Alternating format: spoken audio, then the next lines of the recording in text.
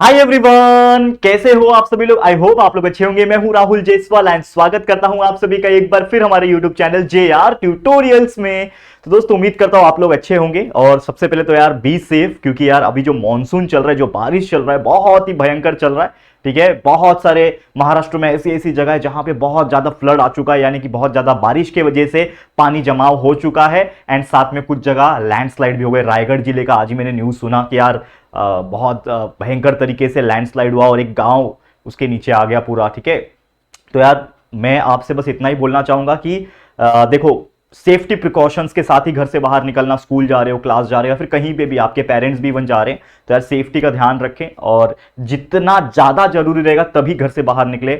और अगर उस चीज को अवॉइड किया जा सकता है तो प्लीज अवॉइड करें। ठीक है, बस इतना ही बोलना था। बी सेफ, और घर पे बैठ के भी आप आराम से पढ़ाई कर सकते हो हमारे वीडियोस के थ्रू, तो टेंशन की कोई बात नहीं है। आप सभी के लिए पूरा 10th स्टैंडर्ड का syllabus, science subject, math subject and SST पूरा सब्जेक्ट प्रेजेंट है। Even English and Marathi, Hindi, grammar के भी बहुत सारे वीडियोस हमारे चैनल पे आपको देखने मिल जाएगा। तो आराम से घर पे रहिए, चाय का मजा लीजिए और साथ ही में हमारे वीडियोस देख के पढ़ाई करते रहिए। ठीक है, चलो बाकी बातें होते रहेंगी। आज फिर से लेकर आ गया हूं प्रॉब्लम सेट, जो हमने स्टार्ट किया था मैथ्स पार्ट 2 का, जो कि है ज्योमेट्री सब्जेक्ट का।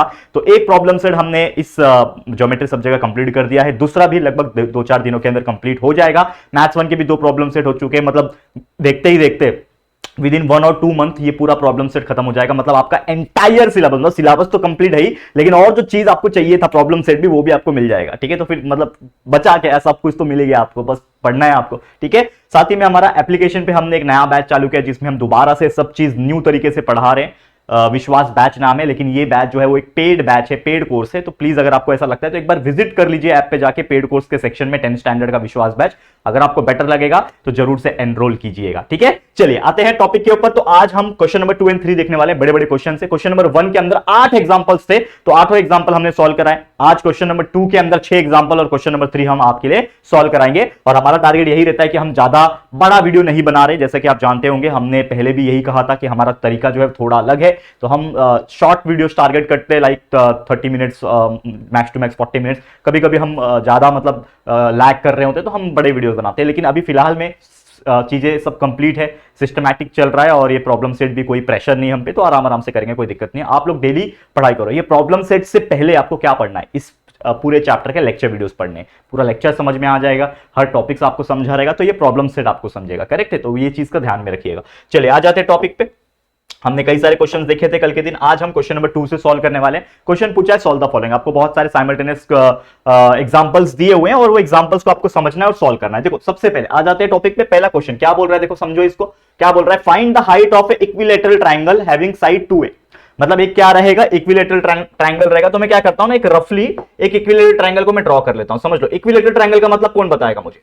इक्विलैटरल ट्रायंगल का मतलब होता है एक ऐसा ट्रायंगल जिसके तीनों के तीनों साइड सेम हो। पता है ना आपको, तीनों साइड मतलब ये साइड और ये साइड, तीनों के जो मेजरमेंट रहेंगे, जो लेंथ रहेगा वो सेम रहेगा। तो मान लो ये मेरा इक्विलैटरल ट्रायंगल है और उसका साइड बोल के रखा है 2a है, मतलब ये भी आपका 2a होगा, ये भी आपका 2a होगा और ये भी आपका 2a होगा। ठीक है, अब मैं क्या करता हूं, इस इक्विलैटरल ट्रायंगल के अंदर एक छोटा सा यहां से लेके एक लाइन जो है मैं खींचता हूं, मतलब एक मिडल पॉइंट से लेके यहां पे बेस तक एक लाइन खींचता हूं। तो मुझे बताओ, ये जब लाइन खींचा तो आपका ये जो बन जाएगा, ये 90 डिग्री बन जाएगा। और समझ लो इस ट्रायंगल का नाम मैं रख दूं, दैट इज ABC, और ये वाले पॉइंट को मैं D बोल देता हूं। ठीक है ना, ये वाले पॉइंट को मैं D बोल देता हूं। ठीक है, ये तो आपको पता है ये 2a है, ये वाले पॉइंट को मैंने क्या बोल दिया, D बोल दिया। अब यहां पे क्वेश्चन क्या बोल रहा है, find the height of equilateral triangle. हमको निकालना है हाइट। हाइट मतलब क्या होता है, ये वाला, मतलब हमें AD का वैल्यू निकालना है। तो सबसे पहली बात, बहुत सिंपल सा फंडा है, ये पूरे इक्विलैटरल ट्रायंगल के अंदर आपको 2 पार्ट मैंने कर दिए हैं। एक ये वाला ट्रायंगल है जिसका नाम है ABD, और एक ट्रायंगल है ADC। तो आप दोनों में से कोई एक ट्रायंगल ले लो, तो समझ लो कि मैं ये ट्रायंगल लेता हूं जिसका नाम है ये, क्या नाम है इसका बताओ, इस ट्रायंगल का नाम क्या होगा, इस ट्रायंगल का नाम होगा दैट इज ABD। तो मैं कंसीडर करता हूं इन ट्रायंगल ABD। ABD में आपका D जो है, एंगल D जो है वो कितना है, 90 डिग्री है। ठीक है, और एक और चीज अगर आप ध्यान दे पा रहे होंगे, बहुत अच्छी तरीके से ध्यान देना है आपको, कि ये जो एंगल होगा, ये एंगल होगा, और ये पूरा जो एंगल होगा कितना होगा, ऑब्वियसली 60 डिग्री होगा। बिकॉज एक चीज आप जानते होंगे कि कभी भी इक्विलैटरल ट्रायंगल के अंदर तीनों साइड सेम होते हैं और साथ में तीनों एंगल भी सेम होते हैं, जो कि 60 डिग्री का होता है, क्योंकि टोटल एंगल 180 होता है। तो ये 60 होगा, ये 60 होगा, ये 60 होगा, 60 60 60 180। समझ में आ रहा है, ये हमने बचपन में पढ़ा था, लाइक 8वीं 9वीं में पढ़ा होगा, आपको याद होगा ये सब चीज। मतलब ये एंगल कितना होगा, 60 डिग्री होगा। ये एंगल भी कितना होगा 60 डिग्री होगा और उसी प्रकार ये एंगल भी 60 डिग्री होगा। तो चलो ये मैंने लिख दिया क्योंकि इस ट्रायंगल को कंसीडर कर रहे हैं तो इसी ट्रायंगल पे ध्यान देना है हमको। तो हमने क्या बोला कि एंगल डी 90 है, उसी प्रकार एंगल बी जो है वो 60 डिग्री है। तो मुझे बताओ ये 90 है ये 60 है, 90 प्लस 60 कितना होता है 150, बचा 30। तो ऑब्वियसली ये जो बचा हुआ एंगल है ये एंगल कितना होगा 30 डिग्री होगा। ये एंगल कितना होगा, ये छोटा सा एंगल, कौन सा एंगल, ये वाला एंगल, देखो ध्यान से देखना, ये सिर्फ इतना एंगल, ये इतना एंगल कितना होगा 30 डिग्री का होगा। तो मतलब एंगल BAD जो होगा, ठीक है, हम लोग क्या बोल सकते हैं कि एंगल जो BAD जो होगा वो कितना होगा 30 डिग्री होगा। तो उसके हिसाब से हम क्या बोल सकते हैं कि एक ट्रायंगल के अंदर ABD के अंदर एक एंगल 30 डिग्री है, एक एंगल 90 डिग्री है, एक एंगल 60, 30 डिग्री 60 डिग्री 90 डिग्री। तो कौन सा थ्योरम लगा सकते हैं हम लोग, 30 60 90 वाला थ्योरम लगा सकते हैं। तो देयरफॉर हम लोग क्या बोल सकते हैं कि this triangle is a 30 degree 60 degree 90 degree triangle theorem. अब इसके अनुसार इस ट्रायंगल, अगर इस ट्रायंगल के अंदर थ्योरम लग रहा है 30 60 90 वाला, तो इसके अनुसार क्या बोल सकते हैं, हमको निकालना क्या है, सबसे पहले देखो ध्यान से, ये हाइट निकालना है, माइंड में क्लियर होना चाहिए कि हाइट निकालना है। हाइट क्या है यहाँ पे AD, तो AD जो है ये किसके अपोजिट है 60 के अपोजिट है। तो हमने एक फॉर्मूला पता है, side opposite to 60 degree √3/2 of the hypotenuse. Hypotenuse पता है कि ये रहा हाइपोटेनस, 90 के अपोजिट वाला हाइपोटेनस होता है, करेक्ट है। तो हम लोग क्या बोल सकते हैं यहां पे, हम लोग क्या बोल सकते हैं कि साइड अपोजिट एक second, side opposite to what 60 degree, side opposite to 60 degree कितना होता है is equal to, side opposite to 60 degree is equal to √3/2 of hypotenuse, √3/2 of hypotenuse होता है। तो साइड अपोजिट टू 60 डिग्री है क्या है AD है, 60 के अपोजिट में क्या है AD है। तो देयरफॉर हम लोग क्या बोल सकते हैं AD will be equal to what √3/2 of hypotenuse. Hypotenuse कितना है देखो, ये हाइपोटेनस कैसे पहचानते हैं, अगर आपको नहीं समझ में आता है कि इसमें हाइपोटेनस कौन सा है, 90 डिग्री जहां दिख रहा है उसके अपोजिट में जो भी साइड रहता है वो हाइपोटेनस होता है। तो ये 90 इसके अपोजिट में, ये मतलब AB मेरा क्या है हाइपोटेनियस है, ठीक है। AD मुझे पता है क्या, AD निकालना है, तो AD मुझे निकालना है √3/2 हो गया, और AB का मुझे वैल्यू पता है जो कि 2A, ठीक है। ये 2 कैंसल, कितना आ गया आंसर √3A। तो हम लोग क्या बोल सकते हैं देयरफॉर AD का जो वैल्यू आ गया वो आ गया √3A। This is your final answer. कितना इजी क्वेश्चन था, √3A इज योर आंसर। देखो बहुत इजी होता है, लोगों को लगता है कि यार ऐसे क्वेश्चंस कैसे आ गए, बहुत ज्यादा हार्ड लग रहा है मुझे, समझ में आ रहा है, ठीक है। ये सब चीज इतने सिंपल होते हैं कि मैं क्या बता सकता हूं। मतलब देखो ऐसे क्वेश्चन एग्जाम में आएंगे 2 मार्क्स के लिए, 1 मार्क्स के लिए पूछा जा सकता है, लेकिन the people are not practising as much and that's why उनको लगता है कि यार ये चीज हार्ड है। लेकिन आप देख सकते हो लॉजिक का खेल था, पूरा कॉन्सेप्ट का खेल था, और इतना इजी तरीके से हमने इसको सॉल्व करके दिखा दिया, करेक्ट है। क्लियर, आगे बढ़ जाए, चलो फटाफट से चलते हैं नेक्स्ट क्वेश्चन। कुछ बच्चे का कंप्लेन आ रहा था कि सर आपकी पेस स्लो हो गई है। आपको याद होगा, अगर आपने हमको पहले से फॉलो किया, आप 10वीं में आ गए हो अभी, फॉर एग्जांपल 10वीं देख रहे हो, तो आप मुझे लगभग, अगर आप मेरे पुराने JR ट्यूटोरियल के बच्चे होंगे तो लगभग आप मुझे 6 या 7 से देख रहे होंगे, क्योंकि 2 2.5 साल 3 साल हो गए हम लोग को, तो 7 से आप मुझे देख रहे होंगे। तो अगर आपने हमारे व्हाइट बोर्ड के वीडियोस देखे होंगे तो मैंने बहुत फास्ट लिया है, मैं बोलता जाता था। तो मैं आपको एक सच्चाई चीज बताना चाहता हूं, मेरे वोकल कॉर्ड में, मेरे गले में बहुत प्रॉब्लम हो गया, ठीक है, इतना फास्ट वीडियो बना के, और इतने लगभग ना हमने 4000 से ज्यादा वीडियो बनाए हैं दोस्तों। तो मेरा थोड़ा गले का दिक्कत हो गया, एंड दैट्स व्हाई मैंने जब डॉक्टर को दिखाया तो उन्होंने कहा कि यार अगर आप इस प्रकार से बनाते रहोगे, कंटिन्यूअस बोलते रहोगे, तो आपको बहुत फ्यूचर में प्रॉब्लम हो सकता है, वॉइस परमानेंट लॉस भी हो सकता है। उन्होंने ऐसा मेरे को वार्निंग दिया है, पर मैं मानता नहीं हूं। मैं बोला ठीक है यार, जो होगा देखा जाएगा। तो अभी मैंने क्या किया है, फिलहाल में थोड़ा स्पीड को कम कर दिया है, और मैं आराम से वीडियो बनाता हूं, जैसा कि आप जानते हो, ठीक है ना। वीडियोस की कमी नहीं है, वीडियोस तो हमने हर चीज डाल रखी है, ठीक है, और इतना बेहतरीन तरीके से हम पढ़ा रहे हैं और कंटिन्यूअस मेहनत कर रहे हैं, तो ये आप देख ही पा रहे होंगे। लेकिन बस वही है कि स्पीड थोड़ा सा कम है। अगर आपको लगता है कि मेरी स्पीड थोड़ी कम हो गई है, तो आपके पास तो YouTube पे ऑप्शन है, दैट इज 1.25 1.5 से आप पढ़ सकते हो, ठीक है ना। 1.25x का स्पीड आता है ना, उसमें स्पीड लगा दो यार, देखो कोई बात नहीं, आपको फास्ट लगेगा, ठीक है। चलो, sides are 7 24 and 25 centimetre can form a right angle triangle. Question पूछा है, एक राइट एंगल ट्रायंगल है, सॉरी राइट एंगल ट्रायंगल नहीं है, साइड्स दिए हुए 3 साइड, एक साइड है आपका 7, दूसरा साइड है आपका 24 और तीसरा साइड है 25, ठीक है। 3 साइड दिए हुए, और ये तीनों साइड का हमें बोल रहा है कि क्या ये तीनों साइड अगर कोई राइट एंगल ट्रायंगल में है तो क्या वो राइट एंगल ट्रायंगल बना पाएंगे कि नहीं बना पाएंगे। तो ये एक्चुअल में क्या है, कन्वर्स ऑफ पाइथागोरस थ्योरम का एग्जांपल है। जैसे पाइथागोरन ट्रिपलेट हम निकालते थे, उसी प्रकार का एग्जांपल है। तो लेट्स सपोज कि हम क्या करेंगे, सबसे पहले जो लॉन्गेस्ट साइड है, लॉन्गेस्ट साइड कौन सा है इसमें बताओ, लॉन्गेस्ट साइड है उसका स्क्वायर निकालेंगे। तो लॉन्गेस्ट साइड का स्क्वायर निकालेंगे, जो कि है 25। तीनों में बड़ा कौन है 25, तो 25 का स्क्वायर निकालो। तो 25 का स्क्वायर इज नथिंग बट 625, बराबर 625 होता है।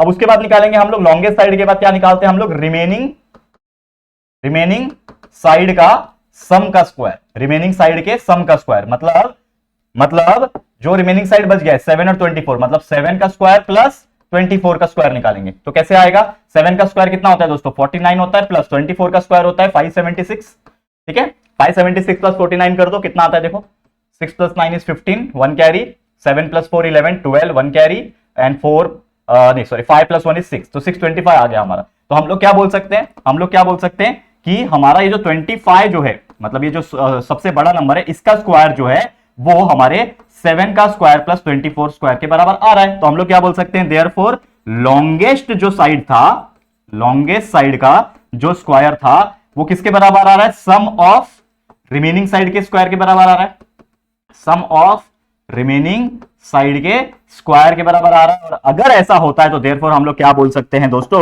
देयरफॉर हम लोग क्या बोल सकते हैं कि ये जो ट्राइंगल होगा, this can form a right angle triangle, मतलब ये जो एंगल बनेगा वो राइट एंगल ट्राइंगल बनाएगा, राइट एंगल ट्राइंगल बनाएगा। क्यों बनाएगा, रीजन बताओ क्यों बनाएगा, रीजन क्या है, since converse of Pythagoras theorem, converse of Pytha, ये रीजन लिखना बहुत इंपॉर्टेंट है दोस्तों, मार्क्स कटते हैं, कुछ बच्चे रीजन नहीं लिखते जानबूझ के। कन्वर्स ऑफ पाइथागोरस थ्योरम की वजह से ये जो ट्राइंगल था वो बनेगा राइट एंगल ट्राइंगल, क्योंकि जो तीनों साइड है वो बराबर है कि एक बड़े वाले साइड का square is equal to sum of the remaining side का स्क्वायर। और ऐसा कब होता है, जब वो ट्राइंगल राइट एंगल होगा। आ गया हमारा आंसर, कितना इजी था। चलो नेक्स्ट क्वेश्चन पे चलते हैं। क्या बोल रहा है, find the length of diagonal of a rectangle. एक रेक्टेंगल दिया हुआ है, ठीक है, बना लेते हैं पहले रेक्टेंगल।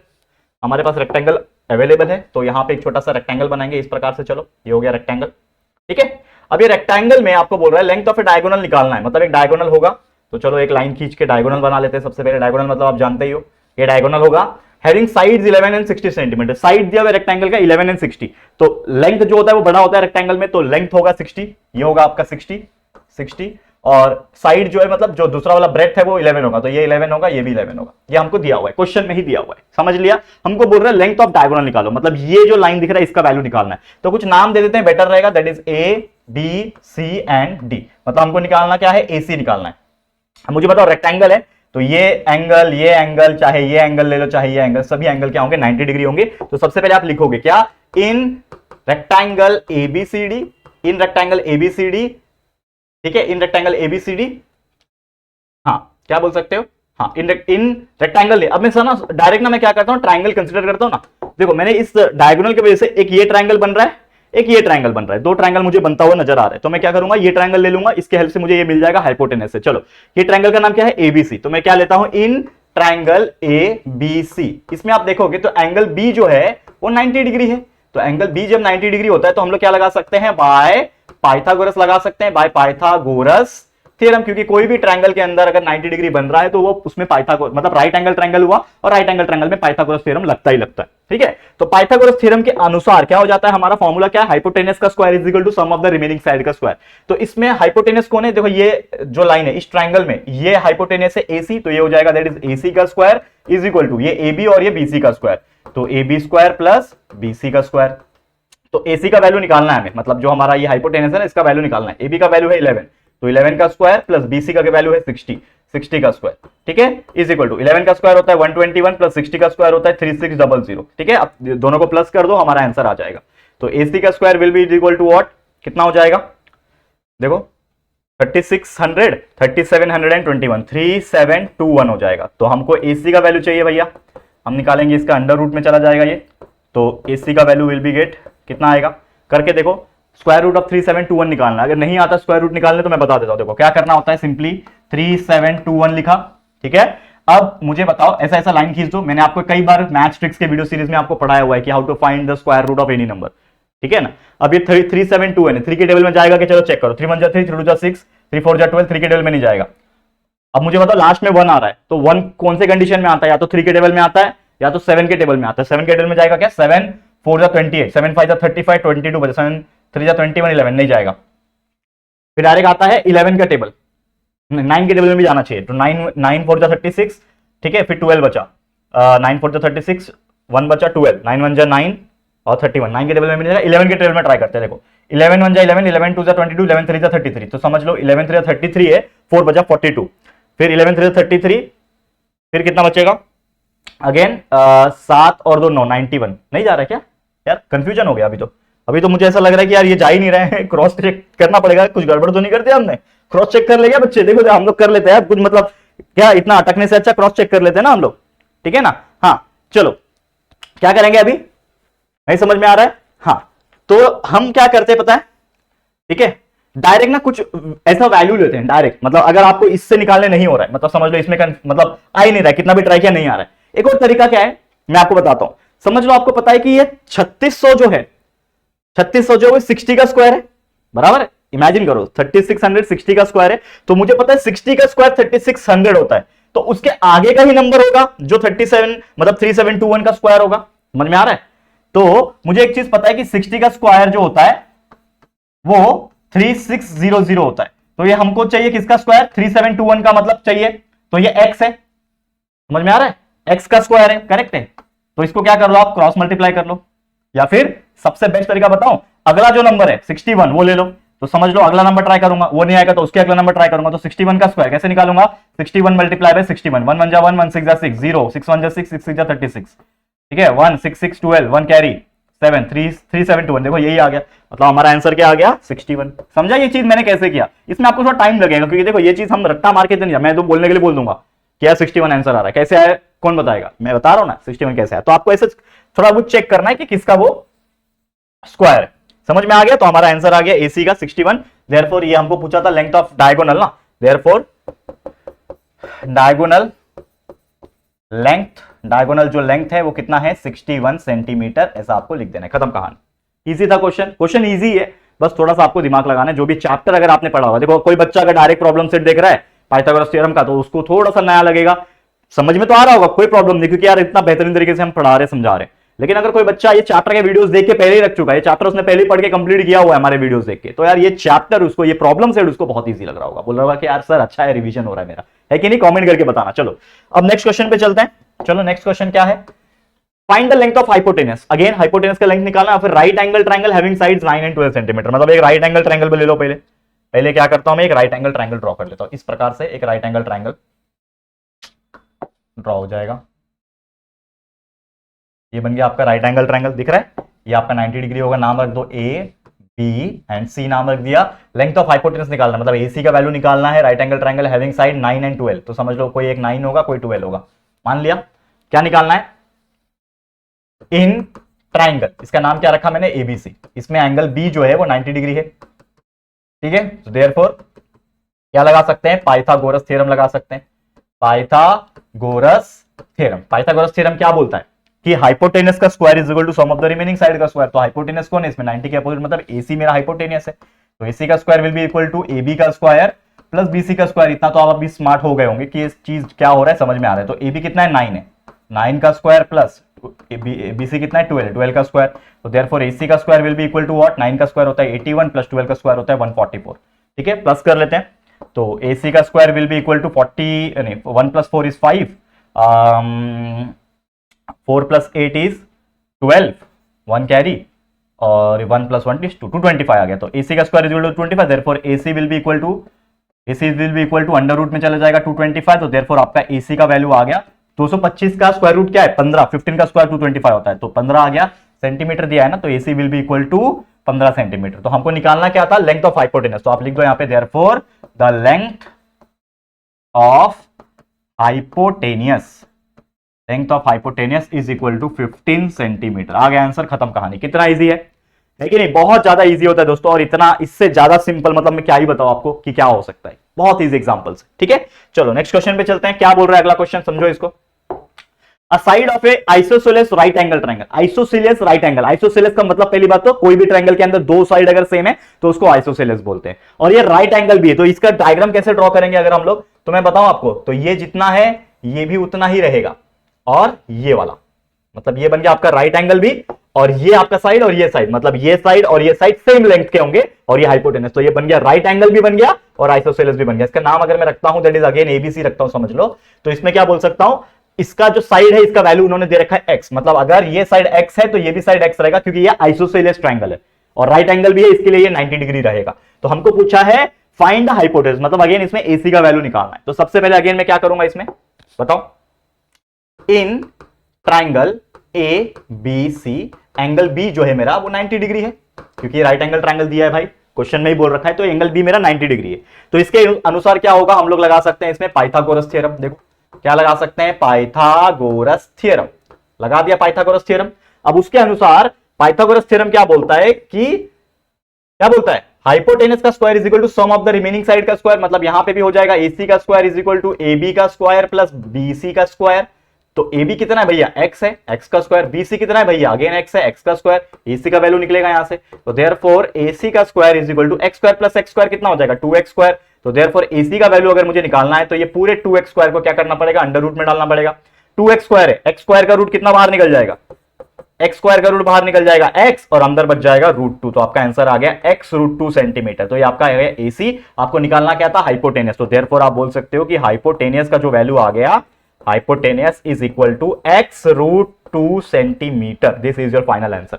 कितना इजी था, है कि नहीं दोस्तों, बहुत ज्यादा इजी, और इससे सिंपल मतलब क्या ही हो सकता है, मैं क्या ही बताऊं आपको, बहुत इजी एग्जांपल होता है। देखो क्या लग रहा है, कॉन्सेप्ट लग रहा है। If you have the concept, if you know the concept very well, अगर कॉन्सेप्ट मजबूत है, स्ट्रांग है, प्रैक्टिस किया हुआ है आपने, ये सब एग्जांपल्स आपके लिए मतलब एक चुटकी बजाने वाला खेल होगा। करेक्ट है। चलो नेक्स्ट क्वेश्चन पे चलते हैं। समझो इसको, क्या बोल रहा है, ट्राइंगल PQR है, ठीक है, PQ का वैल्यू √8 है, QR का √5, PR का √3 है। इज राइट एंगल ट्राइंगल, मतलब पहली बात तो क्वेश्चन में ही बोल रखा है कि ये जो ट्राइंगल होगा वो भैया एक राइट एंगल होगा। बना दो राइट एंगल ट्राइंगल, बना दिया, ठीक है, ये हो गया राइट एंगल ट्राइंगल। नाम अगेन रख देता हूं यार, ABC फेवरेट है यार, ABC फेवरेट नहीं है, इजी पड़ता है, सॉरी ABC नहीं है, माफ करना माफ करना माफ करना, देखो गड़बड़ होने वाला था अभी, ठीक है ना, ABC नहीं है, क्वेश्चन में बोल रखा है ट्राइंगल PQR है, इसका नाम दे देते हैं ना PQR, ठीक है, ओके। अब ये PQR दिया है, PQ का वैल्यू √8 है, PQ का वैल्यू कितना है, √8, QR का वैल्यू जो है √5 दिया हुआ है, और PR का वैल्यू है √3। करेक्ट है, इतना दे रखा है हमको।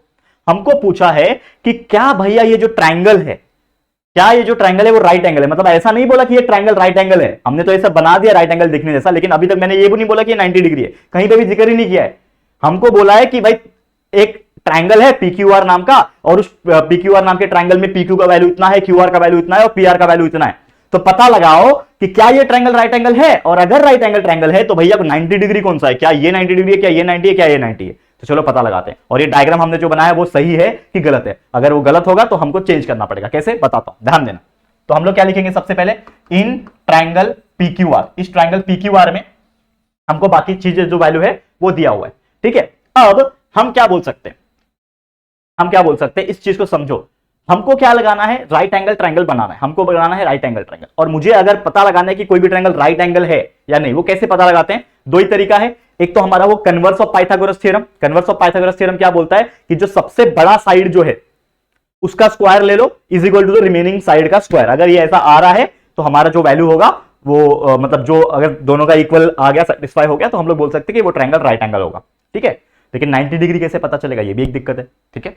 अब दूसरा तरीका ये है कि आप सीधा सीधा कन्वर्स ऑफ 45 डिग्री 90 डिग्री का फंडा लगाओ। याद है, साइड अपोजिट टू 45 डिग्री होता है 1/√2 ऑफ हाइपोटेनियस, ठीक है, 1/√2 ऑफ हाइपोटेनियस। अब इसमें मैं क्या लॉजिक लगा सकता हूं, आपको थोड़ा सा मतलब 2 सेकंड का मैं पॉज दे रहा हूं आपको, कि आप सोचो, एक बार खुद ही सोचो कि मतलब क्या हो सकता है इसके अंदर। थोड़ा सा आप लोग क्या करो, दिमाग लगाने की कोशिश करो कि यार ये क्वेश्चन को कैसे हम लोग सॉल्व कर सकते हैं, मतलब दिमाग लगाओ खुद ही, बताओ कैसे करोगे। देखो कैसे करोगे बहुत इजी फंडा है, बहुत इजी फंडा है। देखो अगेन यहां पे मैं एक चीज तो क्लियर कट बता सकता हूं कि कौन सा साइड बड़ा है। अब मुझे बताओ √5 का वैल्यू क्या होगा, इसके पहले, अभी √5 का वैल्यू किसी को तो याद तो होगा नहीं, लेकिन √5 के पहले क्या आता है, √4 आता है, और √4 का वैल्यू 2 होता है, मतलब इसका जो वैल्यू होता है वो लगभग 2 पॉइंट समथिंग आएगा, ठीक है ना। इसका जो वैल्यू आएगा इसका √5 का वो 2 पॉइंट समथिंग आएगा। √8 जो है वो किसके नजदीक में है, √9 के नजदीक में, और √9 का जो रूट आता है वो 3 आता है, मतलब इसका वैल्यू जो है वो 2.9 के आसपास समथिंग आएगा, इसका वैल्यू समझ लो 2.1 के आसपास समथिंग आ रहा है, और ये √3 है, √3 मतलब ये √4 से भी कम है, तो √4 का तो वैल्यू 2 होता है, बराबर। √4 का वैल्यू क्या होता है, 2 होता है, मतलब ये 2 से भी कम है, मतलब ये लगभग 1.9 के आसपास होगा, ये होगा 1.9 के आसपास। ये हमने दिमाग लगाया, इमेजिनेशन किया, क्योंकि आपको समझ में नहीं आ रहा था ना कौन सा बड़ा है कौन सा छोटा है। तो अब मुझे क्लियर हो गया कि ये जो वैल्यू दिख रहा है √8, ये साइड PQ सबसे बड़ा साइड है, उससे छोटा ये साइड है, और सबसे छोटा ये साइड है। इमेजिन लगा के और कंसेप्ट लगा के ये चीज क्लियर कर दिया। तो हम लगाएंगे हमारा फंडा। क्या फंडा है? सबसे पहले निकालेंगे हम लोग लॉन्गेस्ट साइड का स्क्वायर। तो लॉन्गेस्ट साइड कौन है भैया? पता चल गया हमको, √8 लॉन्गेस्ट साइड है। तो लॉन्गेस्ट साइड √8 का स्क्वायर हम निकालेंगे। ठीक है, तो √8 का स्क्वायर निकालते हैं हम लोग। क्या आएगा बताओ? √8 का स्क्वायर कितना होता है? √8 स्क्वायर रूट और स्क्वायर कैंसल, तो √8 का स्क्वायर इज नथिंग बट 8। तो लॉन्गेस्ट साइड का स्क्वायर कितना आ गया? 8 आ गया। अब अगला क्या है? सम ऑफ रिमेनिंग साइड का स्क्वायर। ठीक है, सम ऑफ रिमेनिंग साइड का स्क्वायर।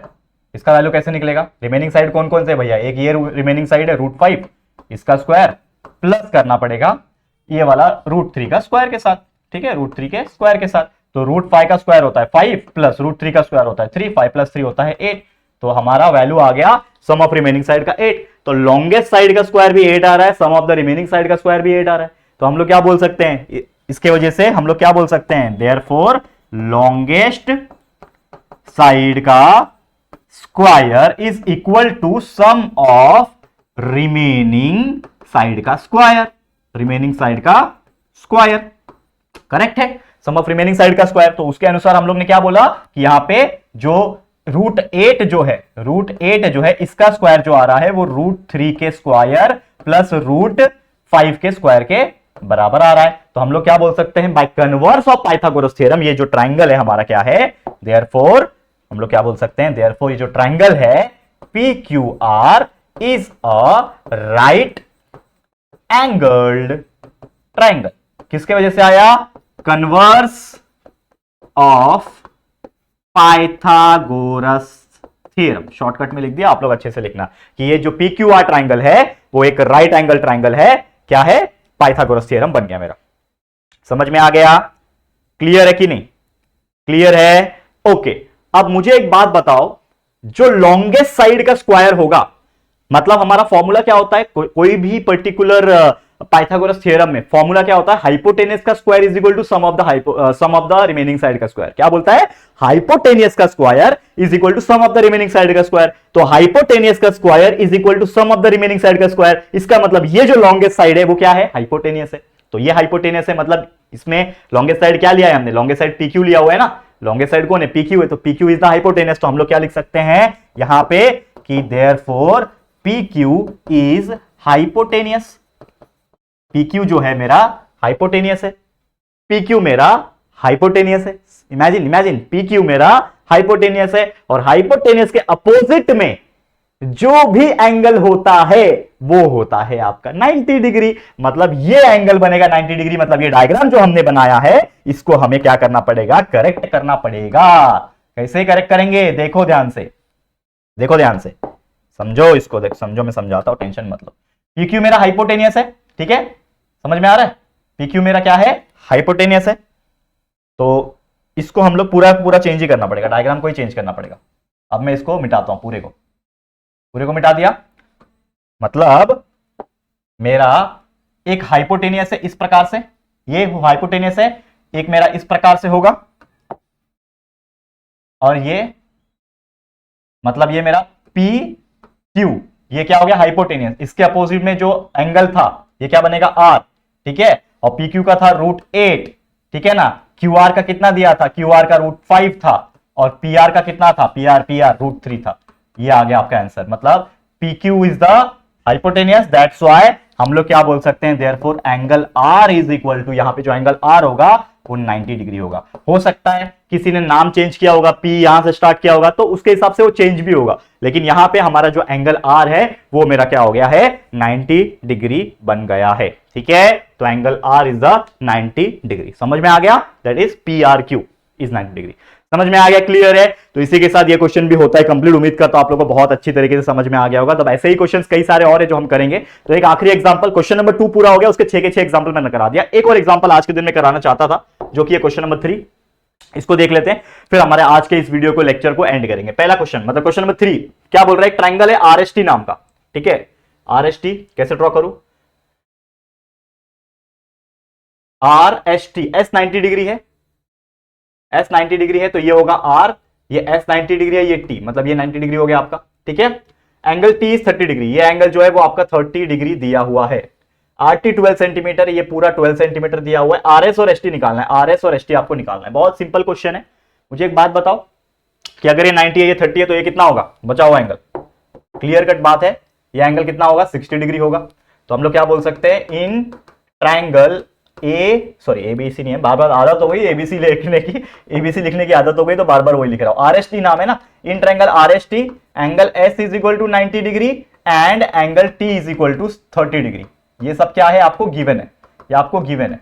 तो इसके अनुसार हम लोग क्या बोल सकते हैं, देयरफॉर ये जो एंगल होगा एस आर टी, तो angle S R T is equal to 60 degree. तो हम लोग क्या बोल सकते हैं कि देयरफॉर क्या बोल सकते हैं कि triangle R S T follows, क्या फॉलो कर रहा है? 30 degree, 60 degree, 90 degree triangle theorem, ये फॉलो कर रहा है। हमको निकालना क्या है? आर एस निकालना है। पहला क्या निकालना है? R S. तो आर एस किसके अपोजिट में? 30 के है। तो हम लोग लिखेंगे, हम लोग side opposite to 30 degree is equal to, कितना होता है फॉर्मूला याद है? Side opposite to 30 degree is equal to 1/2 of hypotenuse, बराबर 1/2 ही है ना, 1/2, हाँ 1/2 of hypotenuse, 1/2 of hypotenuse, correct है। हाइपो शॉर्टकट लिख रहा हूं, आप लोग पूरा लिखो, hypotenuse opposite to 30 degree, 30 degree तो क्या है ये? आरएस। तो RS will be equal to what? Half of hypotenuse कितना है? ये देखो 90 के अपोजिट हाइपोटेनियस होता है, आरटी मेरा हाइपोटेनियस है, आरटी, ठीक है। तो therefore RS will be equal to half of, RT कितना है भैया? 12, तो 2 6 12, that means go 6। Therefore RS का वैल्यू आ गया 6 सेंटीमीटर दिया है क्या? हाँ दिया है 6 सेंटीमीटर। आरएस का वैल्यू आ गया भैया, आरएस निकाल दिया। उसी प्रकार आरटी निकाल देंगे, ठीक है। आरटी किधर है? सॉरी आरटी तो एसटी निकाल देंगे, माफ करना, एसटी चाहिए। अब एसटी किसके अपोजिट में? देखो ये एसटी, ये अपोजिट है किसके? इसके, आर के, ठीक है ना। तो एंगल आर के अपोजिट है, पर ये एंगल कितना है? 60 डिग्री। तो हम लोग लिखेंगे फॉर्मूला हमारा, side opposite to 60 degree is equal to, कितना होता है? साइड अपोजिट टू 60 डिग्री कितना होता है? याद आ रहा है कि नहीं? √3/2 ऑफ हाइपोटेनियस, ठीक है। तो साइड अपोजिट टू 60 कितना है? एसटी। तो देयरफॉर हम लोग एसटी लिखेंगे is equal to √3/2 of hypotenuse, कितना है भैया? आरटी। आरटी हाइपोटेनस है ना, आरटी नाम है उसका। तो therefore ST will be equal to √3/2 of RT का वैल्यू कितना है? 12, 2 1 2, 2 6 12। तो therefore ST will be equal to 6√3 centimetre. आ गया एसटी आपका, खत्म कहानी।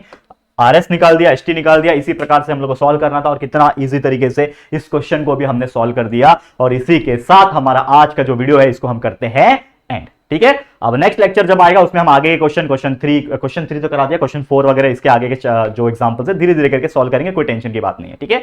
आराम से जाएंगे, मजा आ रहा है। उम्मीद करता हूं कि आप लोग बहुत अच्छी तरीके से पढ़ाई कर रहे होंगे और उससे भी इंपॉर्टेंट जो हमने लेक्चर वीडियोस पहले से ही बना के रखे हुए आप सभी के लिए अपलोड करके रखे हैं, उसको भी देखते रहिए और पढ़ाई करते रहिए, ठीक है। आज के लिए एंड करते हैं इस वीडियो को। ये वीडियो आपको कैसा लगा जरूर से कमेंट करके बताइएगा। वीडियो पसंद आए तो लाइक करना, शेयर करना अपने दोस्तों के साथ, सभी बच्चों को फैला दो यार कि प्रॉब्लम सेट के भी एग्जांपल्स बहुत जरूरी है। एग्जाम में इसमें से कई सारे क्वेश्चंस फ्रेम होते हैं, तो प्लीज शेयर टू एवरीवन। और फर्स्ट टाइम चैनल पे आए हो तो फटाफट से हमारे चैनल को सब्सक्राइब करके बेल आइकन को भी प्रेस कर देना, ठीक है दोस्तों। तो जल्दी मिलेंगे फिर एक और न्यू वीडियो में, तब तक के लिए thank you and good bye.